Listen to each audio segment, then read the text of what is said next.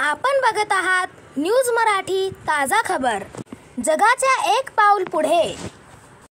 काँग्रेस प्रदेशाध्यक्ष नानाभाऊ पटोले यांच्या प्रचारासाठी उमरी येथे कॉर्नर सभेचे आयोजन करण्यात आले होते। या सभेला पराग पस्टे साहेब प्रदेशाध्यक्ष किसान काँग्रेस मुंबई, डी.के. स्वामी अखिल भारतीय किसान काँग्रेस प्रभारी नागपूर, उत्तम देसले उपाध्यक्ष महाराष्ट्र प्रदेश किसान काँग्रेस, किशोर नवखरे संघटन किसान काँग्रेस, कपिल जाधव किसान संघटक साक्री धुळे, उमेश कठाणे काँग्रेस कार्यकर्ता साकोली, अशोक कापगते माजी जिल्हा परिषद सदस्य साकोली, भास्कर पाटील कापगते उमरी इत्यादी काँग्रेसचे कार्यकर्ते उपस्थित होते।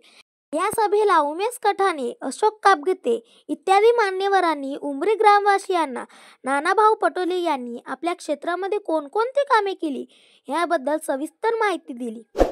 नानाभाऊ पटोले आपल्या गावच्या जवळचे उमेदवार आहेत। मागच्या निवडणुकीमध्ये आपण पाहिलं, नानाभाऊ आले स्टेजवर आम्ही मागणी केली होती की भाऊ आम्हाला उमरीमध्ये पूल पाहिजे, या ठिकाणी उमरीला तुर्बन नदीवर पूल पाहिजे। आम्हाला असं वाटायचं की जेणेकरून आम्ही मेल्यानंतर वगैरे कदाचित पूल होईल का काय होईल, स्वप्नात सुद्धा आपण पाहिलं नव्हतं।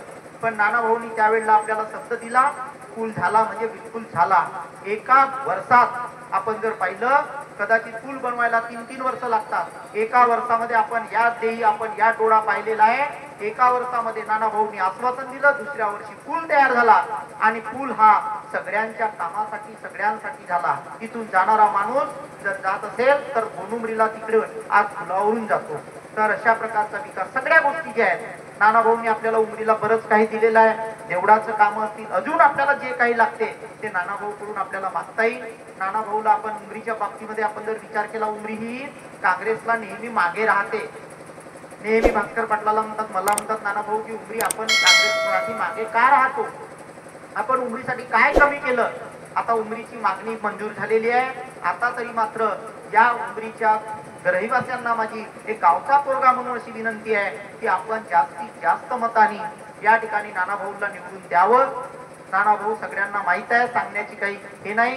कितीतरी उंची त्यांची गाठलेली आहे, उंची त्यांची जास्त नाही आहे तर राजकीय उंची सुद्धा त्यांनी फार गाठलेली आहे आणि त्याच्यामुळे या उंची गाठण्यामध्ये आपल्या महाराष्ट्राचे जेव्हा मुख्यमंत्री होतील आपलाही त्यामध्ये वाटा असावा। आपण कुठे मागे राहू नये, आपली उमरी कुठे मागे राहू नये, आपली उमरी सुद्धा या ठिकाणी 200 ते 300 मत या ठिकाणी जास्त त्यांना मिळालीच पाहिजे। खूप अपेक्षा करणार नाही, 500 मताची अपेक्षा करणार नाही, पण 200-300 मतं जी आहेत ती या उमरीमधून जास्तीत जास्त मिळाली पाहिजेत। त्यावेळेला वातावरण खूप चांगलं आहे आणि म्हणून परत एकदा आपल्या सगळ्यांना विनंती करतो की नानाभाऊच्या या आपल्या सुकडीवरून उमरीवरून साकोली मार्गे मुंबईला जाणार हा जो रस्ता आहे त्यामध्ये आपण जास्तीत जास्त या ठिकाणी आपल्या मताचा वाटा द्यावा।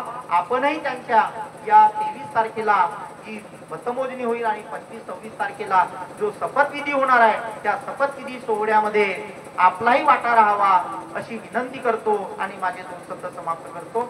अशाच नवनवीन आणि ताज्या बातम्यांसाठी आजच आमच्या चॅनलला सबस्क्राईब करा आणि बेल आयकॉन दाबायला विसरू नका।